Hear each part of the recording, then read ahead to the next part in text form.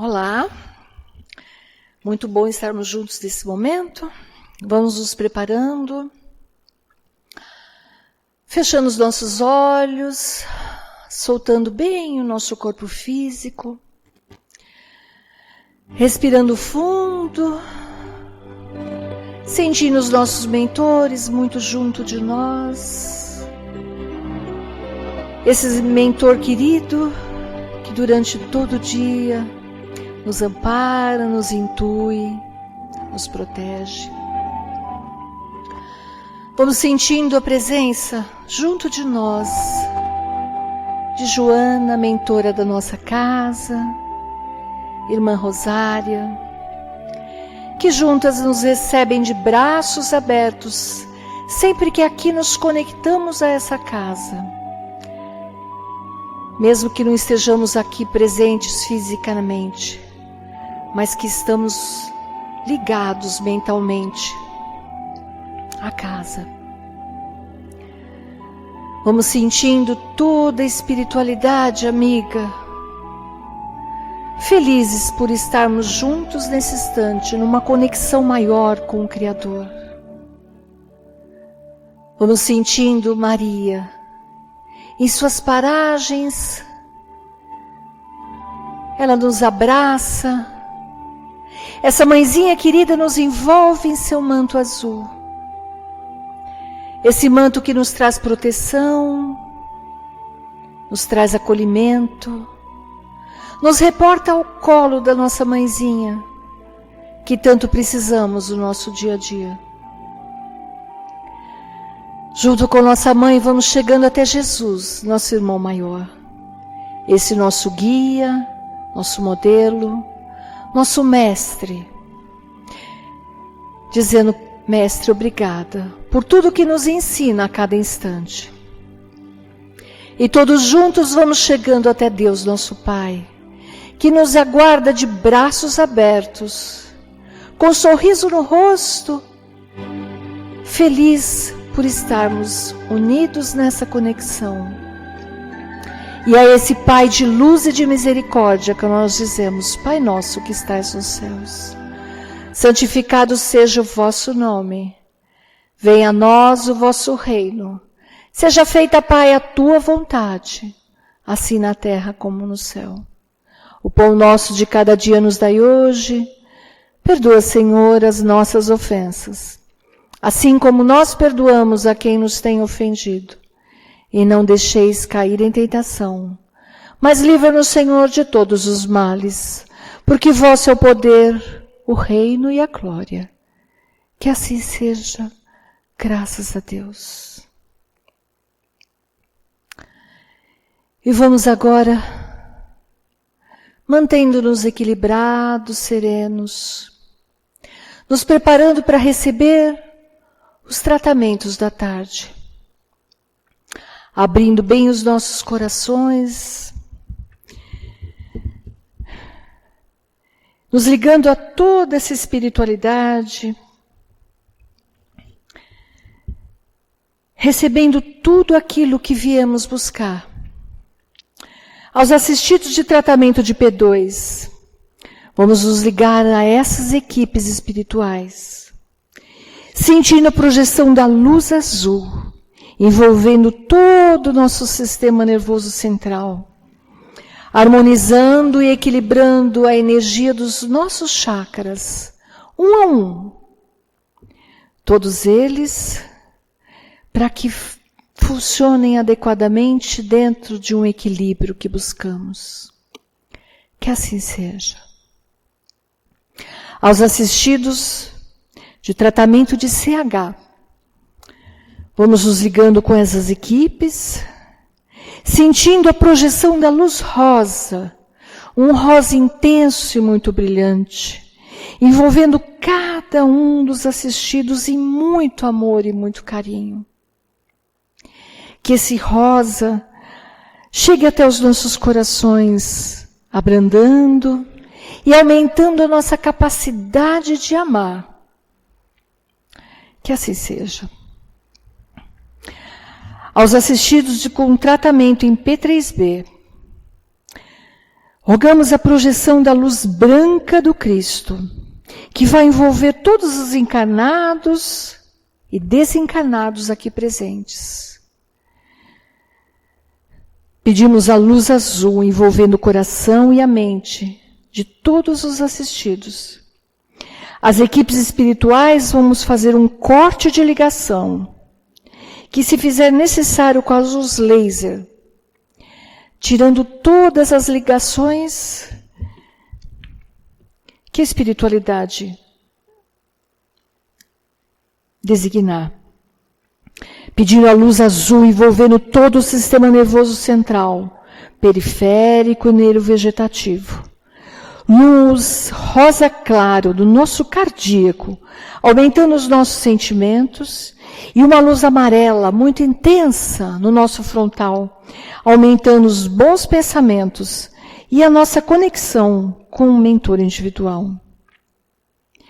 Vamos colocando uma cúpula em cada um dos assistidos, uma cúpula rosa clara brilhante da cabeça aos pés, para que o tratamento se fixe, até quando for necessário, que assim seja.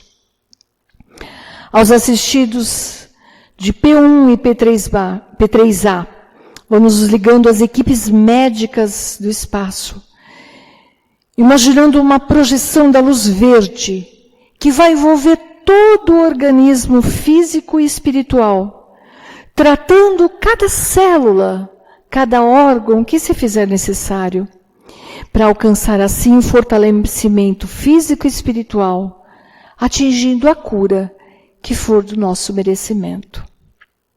Pedindo a todos nós, encarnados e desencarnados, que sejamos envolvidos pelas bênçãos do Mestre Jesus e que cada um de nós possamos nos manter numa cúpula protetora até o próximo tratamento. Agradecidos que somos a toda essa espiritualidade e essa casa bendita que nos trata e nos fortalece a cada instante. Que assim seja, graças a Deus.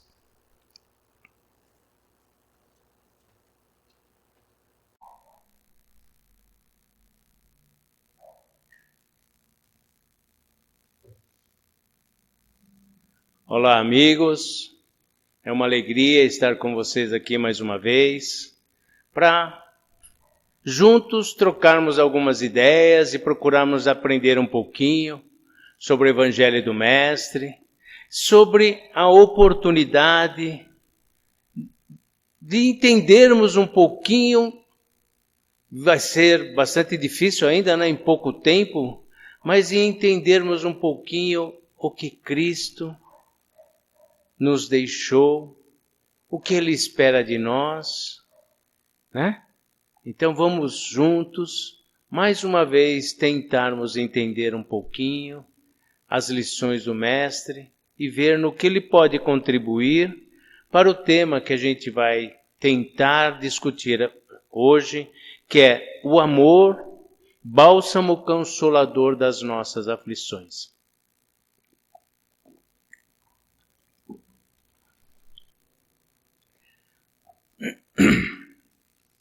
No Evangelho segundo o Espiritismo, no capítulo 5, Bem-aventurados aflitos, nós vamos encontrar uma passagem, né? Nas causas atuais e anteriores das aflições. Ali a gente vai poder compreender um pouquinho dos ensinamentos do Mestre, e Kardec nos traz uma visão através deste capítulo. Qual é a base que precisamos entender? Porque uns sofrem enquanto outros desfrutam. Porque a morte bate à minha porta enquanto a vida bate à porta de outrem.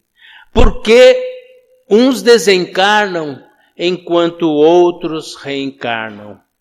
Porque uns desfrutam dos prazeres do mundo, enquanto outros vivem perdido debaixo das pontes, nos casebres, nos asilos, nos leitos de dor, nos leitos de sofrimento. Assim, esta passagem do Evangelho nos traz a resposta e o conforto e o consolo que precisamos a respeito dos ensinamentos do Mestre. E Joana fortalece esse nosso entendimento e aprendizado ao nos ensinar a vivenciar o amor de Deus por nós. Um Deus que está dentro de nós. Um Deus que não é punitivo. Um Deus que nos tira da cegueira do egoísmo, que entorpece os nossos corações e que até então nós o tínhamos como um Deus que nos dava o medo da morte, da culpa e do pecado. Como se esse Deus fosse um Senhor punitivo, pois que a gente tem uma visão distorcida de Cristo e dos ensinamentos do Mestre Jesus. Porque na época, no início do cristianismo, a Igreja Católica colocou, e talvez isso era muito necessário naquele momento, que precisava ter algo em que temêssemos. E aí nós pagávamos cumpríamos os pecados pela culpa, pelos nossos erros, e aí a gente temia a Deus. Nós fomos aprendendo ao longo do tempo a temer a Deus. Mas hoje a gente sabe que este Mestre Jesus, quando veio na terra, ele veio para nos consolar e nos confortar e nos mostrar, acima de tudo e em primeiro lugar, que Deus está dentro de cada um de nós. E que este amor incondicional só vai fazer com que a gente se transforme à medida de que o que eu quero para mim é aquilo que eu quero ao meu semelhante. E que o que eu quero ao meu semelhante é aquilo que eu desejo para mim. Ou seja, a partir de uma nova visão, de um olhar para dentro, de olhar interior, de sentirmos que não mais somos criaturas punidas pelos nossos erros. Nós vamos compreender que nós hoje estamos na terra resgatando os nossos erros e defeitos, porque a terra é um mundo de expiação e prova. Não é um mundo de regeneração ainda, gente.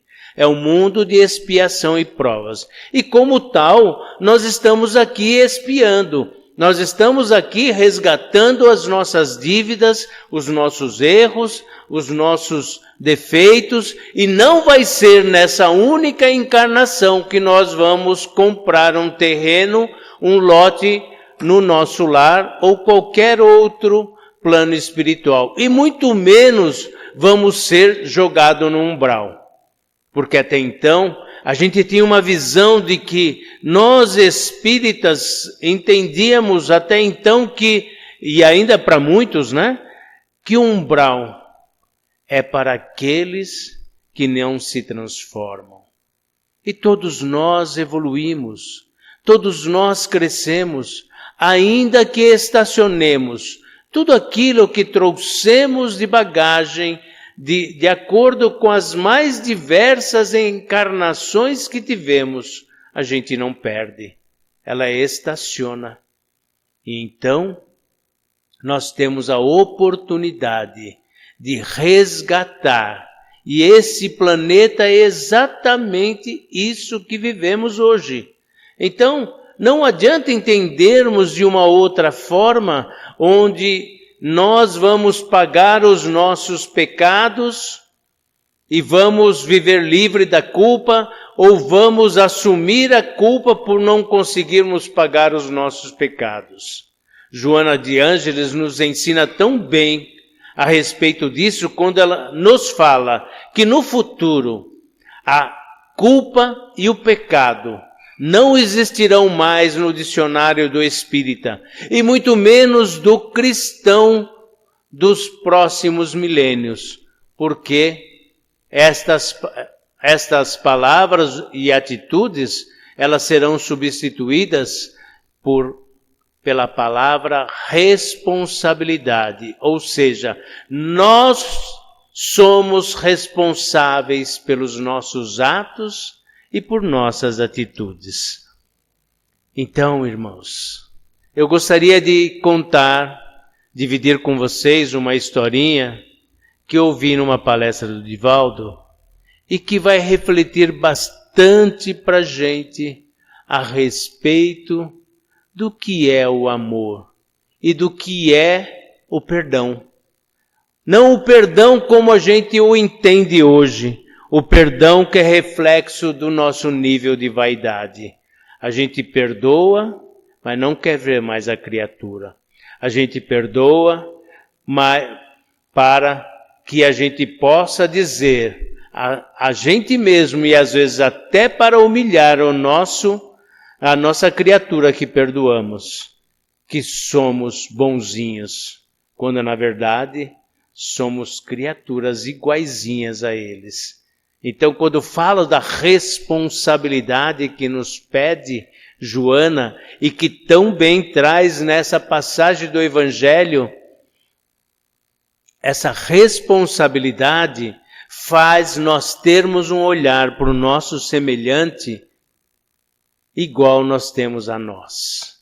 Quando nós olharmos no erro do nosso irmão, nós vamos olhar para dentro de nós e dizer: o que isso está querendo me ensinar? O que isso está trazendo de contribuição para o meu crescimento, para a minha evolução?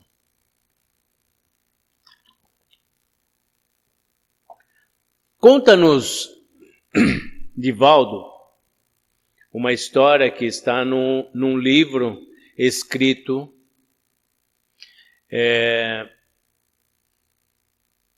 um livro, me fugiu o nome agora, mas é uma literatura, não é uma história fictícia, e que na Primeira Guerra Mundial passou despercebido a morte dizimada de aproximadamente 1,5 milhão de armênios pelos turcos.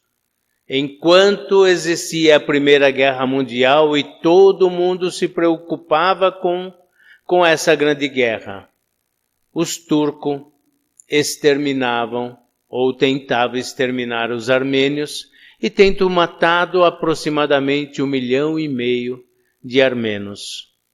E conta-nos a história que um poderoso general turco adentrou as terras armenas, adentrou um lar onde lá se encontrava o pai, a mãe e as 2 filhas adolescentes, fazendo sua ceia. E ao adentrar, ele direto já alvejou e matou o pai da família. Em seguida, fez o mesmo com a mãe, na frente das 2 adolescentes, uma por volta de 14, 15 anos e a outra com 17. A de 14 anos, ele jogou para os soldados para que eles a estuprassem e fizessem as maiores barbaridades até que ela foi morta. Portanto, desagravo que aconteceu com ela, na frente da pequenina de 17 anos. E a de 17 anos, ele se encantou com ela e ele a levou a um bordel do qual ele era dono, para se prostituir e ser um meio de ganho para ele. E ela lá viveu por um determinado período, até que determinado dia ela conseguiu fugir. E ao fugir, ela foi para Istambul. E lá em Istambul, ela, com muito sacrifício, conseguiu se formar em enfermagem. E se formando em enfermagem, ela foi se dedicar a um hospital. E era uma enfermeira super dedicada. Uma mulher que, apesar de todo o sofrimento, de todos os transtornos passados, de toda a vida de prostituição, que não foram muitos, mas foram, isso acaba com a mulher, ela tinha traços muito bonitos ainda. Carregava os traços armenos muito bonitos. E ela encantava a todos no hospital. Porque a dedicação dela era tanta e ela não tinha ninguém, ela vivia sozinha. Então, sempre que podia, ela dobrava o plantão, ela auxiliava o seu companheiro de trabalho, ela se dedicava às pessoas mais necessitadas que apareciam no hospital, ela dava de si o melhor. E um determinado dia chegou uma determinada criatura poderosa do governo para ser tratada. Mas as suas feridas eram tantas, ele tinha uma doença que ninguém conseguia saber qual a razão de suas feridas. Mas as suas feridas eram tamanhas e tão grandes que o cheiro de podridão era tamanho que os médicos não tinham coragem de chegar perto dele. E eles sabiam que ele ia morrer, porque tinha pouco tempo de vida, exatamente pelo grau de agressividade daquela doença que consumia as peles das mãos, do rosto, das pernas, dos pés. Muitas das partes era possível ver as veias e ver os ossos das mãos. E o cheiro era horrível, insuportável, e ninguém queria chegar perto dele. E como ele ia morrer mesmo, então deixaram lá. E todos não queriam cuidar dele.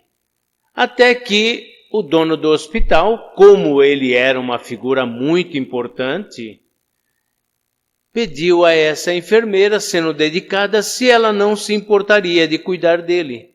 Porque era uma figura importante e aquilo era importante para o hospital. E ninguém até então tinha se proposto a fazer isso. E ela prontamente se propôs. Eles tinham dado poucos dias, talvez uma semana, 10 dias de vida. E ela começou a cuidar com muito carinho. Tirava os pedaços de carne podre, passava a medicação, aplicava tudo aquilo que existia na época, 1920, possivelmente, logo após o fim da Segunda Guerra, da Primeira Guerra, né? E ela começou a cuidar. Passada a primeira semana, ele não morreu. Passaram 10 dias, ele também não morreu. Passou-se 15 dias, ele continuava vivo. E ela, dedicada 24 horas, ela nos primeiros dias dormia no hospital para cuidar dele. Passado 1 mês, 2 meses, 3 meses, 6 meses. Até que passado esses 6 meses, ele estava completamente curado. E ele teve alta. E quando ele teve alta, ele chegou ao diretor do hospital e disse: Bom, meu amigo, você sabe que eu sou uma pessoa muito importante e influente dentro do governo. Quem é que cuidou de mim que eu quero promovê-lo, quero prestar contas por todo esse trabalho que teve comigo e eu tenho essa capacidade de fazê-lo crescer, né? E também vou indicar o seu hospital às autoridades para que eles possam dedicar recursos e vocês possam ser acariciados. E o diretor do hospital humildemente disse: Senhor, o senhor foi cuidado apenas por uma única criatura. E chamou a enfermeira. Ela, durante todo o tempo, cuidou do senhor. E ele pediu que ela... conversou com ela e pediu, né, por que ela havia se dedicado para ele. Ele falou: esse é meu trabalho, Senhor. Eu faria isso como faria para qualquer outra pessoa. E ela era de poucas palavras. E como ela era armena, ela não tinha um palavreado turco, né, tão afinado, apesar de morar há muito tempo. Mas como ela convivia sozinha, ela cuidava de doente, ela se dedicava, ela não tinha tempo para aprender melhor o turco, né? Mas ela falava. E ele falou: mas você não me parece que é da nossa raça. Você me parece que é de uma outra raça. Ela falou: sim, senhor, eu sou armeno, eu sou armênia, né? E ele: eu sei, a gente teve em guerra, nossos dois países estiveram em guerra. Ela falou: sim, senhor, eu me lembro muito bem do senhor. E ele levou um susto. Como se lembra muito bem de mim? Eu me lembro que naquele dia o senhor entrou na cidade, entrou na minha casa, matou meu pai, matou minha mãe, deu a minha irmã para que os soldados a matassem e me prostituiu. E ele falou: mas você cuidou de mim? Você não teve ódio? Não quis me matar? Primeiramente ele falou: você não teve ódio de mim? Me reconhecendo? Ela falou: eu reconheci logo a primeira oportunidade. Mas você não quis me matar? E ela lhe disse: Senhor, se eu carregasse ódio dentro de mim, eu teria ressentimento. E então você me perdoou? Não, porque se eu tivesse de perdoá-lo, eu continuaria com aquele ressentimento. Mas o meu amor à profissão era tão grande, e a minha dedicação e o meu voto para com o meu semelhante era tão grande, que eu simplesmente o amei, como eu amei a todos aqueles que eu cuidei até aqui. E o homem teve um choque tão grande. E essa é a história, gente.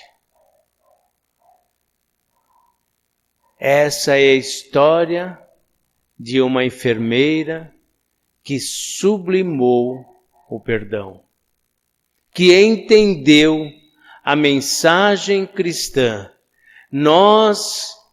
A maioria de nós ainda não é capaz de olhar nos olhos daquele que nos feriu, que dirá de alguém que matou a nossa família.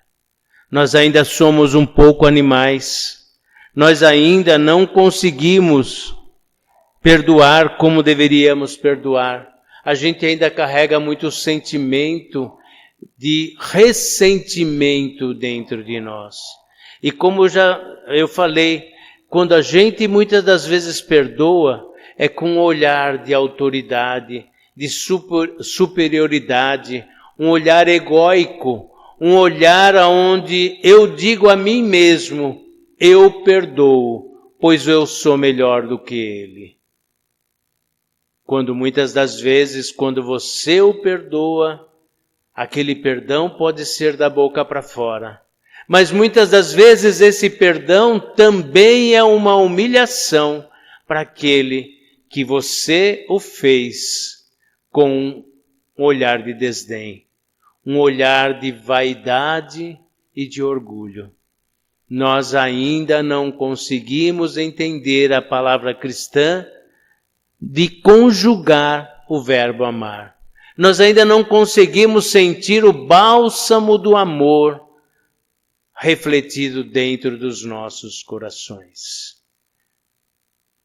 Apesar desse momento que vivemos, onde a pandemia exigiu que nós tivéssemos um olhar diferenciado para nós mesmos, um olhar para as nossas famílias, para os nossos lares, para os nossos entes queridos, um olhar de convivência harmônica. O ódio e a rivalidade têm cada dia mais predominado e tomado os corações da maioria de nós.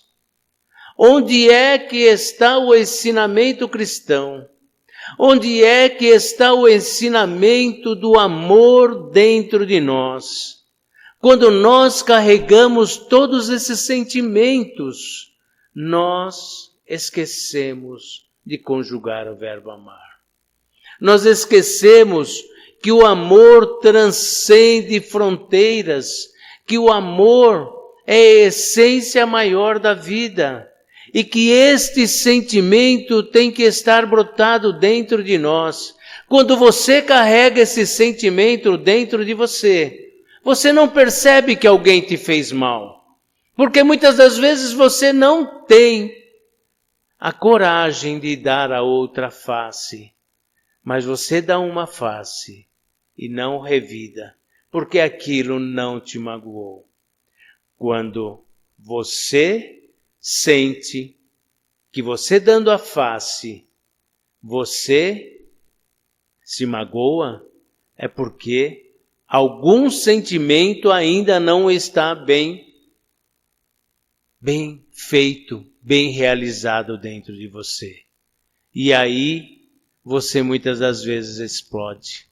Nós ainda agimos muitas das vezes como animais, ainda como aqueles seres lá de antigamente, que trazemos dentro de nós o desejo de ver no Calvário o Cristo crucificado, mesmo sabendo que ele era inocente, que Barrabás era o ladrão, era o assassino.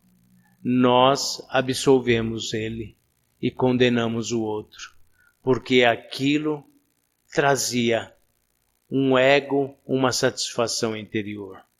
Então, irmãos, é hora de refletirmos, é hora do Natal, é hora do nascimento de Cristo dentro dos nossos corações, é hora de amarmos os nossos filhos, os nossos pais, os nossos maridos, as nossas esposas, os nossos amigos, os nossos inimigos, que assim nos consideram. É hora de revermos a forma de elevarmos o nosso pensamento. Porque quando dizemos ao Pai, perdoai as nossas ofensas ou as nossas dívidas, assim como nós perdoamos aqueles que nos ofendem e que nos devem. Fazemos isso? Se não estamos agindo desta forma, vamos refletir, vamos reavaliar a nossa condição de cristãos. Vamos fazer uma prece ao Pai dizendo: Pai de infinita misericórdia e amor, obrigado pela oportunidade da vida. Obrigado, Senhor, pela graça da reencarnação em mais um dia na terra. Obrigado, Senhor, pelo ar que respiro. pelo alimento que não me faz falta, pela água que hidrata o meu corpo, pela força e sustentação desse plano espiritual maior que não me desampara nenhum dos dias de minha vida. Obrigado, Senhor, pela família que tenho, pelo lar que nos abriga, ainda que seja um casebre ou um palacete, pelos bens que Tu me concede, que Tu me empresta, ainda que eu seja um grande devedor e não tenha nada de posses. Obrigado pela forma como eu cuido dos talentos que Tu coloca em nossas mãos. Obrigado, Senhor, pela indiferença do ser humano, pela intolerância que vivemos nos dias atuais, pela injustiça, pela ingratidão, pela animosidade. Obrigado, Senhor, pelas atribulações, pelas dificuldades, pelos problemas, pelos obstáculos que vivenciamos em nossa vida. E obrigado, Senhor, pela forma como Tu nos auxilia a perseverar na superação de todas estas adversidades. Obrigado, Senhor, pelo bem que Tu me dá. Obrigado, Senhor, pelo bem que Tu nos protege, pelo mal que Tu nos protege.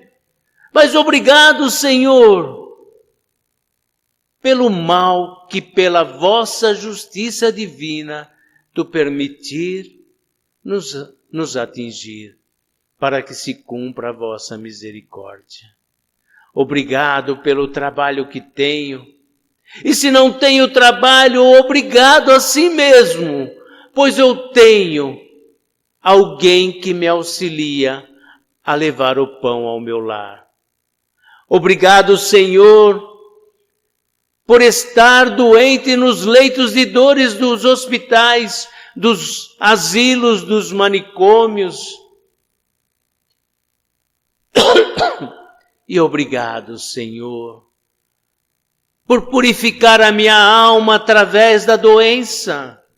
Obrigado, Senhor, pelos meus entes queridos que partiram e pela dor que existe dentro de mim, pela saudade que ficou, mas pela certeza que eu tenho hoje de saber que estes entes estão melhores do que nós. Obrigado, Senhor, pelos braços fortes que temos, pelos olhos que veem o brilho do sol, as estrelas do firmamento, o azul infinito do céu, o verde das matas, os ouvidos que podem ouvir o canto dos pássaros e o trovoar dos trovões que trazem a chuva que purifica o ar. Obrigado, Senhor, pelas Tuas mãos generosas, que quando me tiram, me consolam e me confortam. Obrigado por todas as vezes que a Tua mão me concede, Senhor. Principalmente agradeço pela oportunidade que Tu nos oferece, quando ao nos dar, nos orientar, nos consolar e nos fortalecer, para que não nos deixemos levar pelo poder, pelo egoísmo, pela vaidade e pelo orgulho. Obrigado, Senhor, por este dia, por este Natal abençoado, por despertar em cada um de nós o sentimento do amor verdadeiro e de aprendermos hoje a sermos melhores do que ontem, para que amanhã sejamos melhores do que hoje. Obrigado, enfim, Senhor, pelos amigos que temos e por aqueles que se consideram nossos inimigos, aos quais rogamos a Vós que eles recebam as bênçãos divinas, para que despertem para essa luz maravilhosa e misericordiosa que um dia despertou dentro de cada um de nós. E se mesmo assim surgirem necessidades entre nós, que todo esse mal que nos desejam se transforme em bênçãos e luz e retorne a eles em agradecimento por nos dar a oportunidade de percebermos o quanto estamos longe de ser alguém melhores. Obrigado, Senhor, por tudo que somos, por tudo que temos, por tudo que representamos e principalmente por tudo que Tu nos concede, pois sem a vossa vontade nada somos. Que assim seja, Senhor.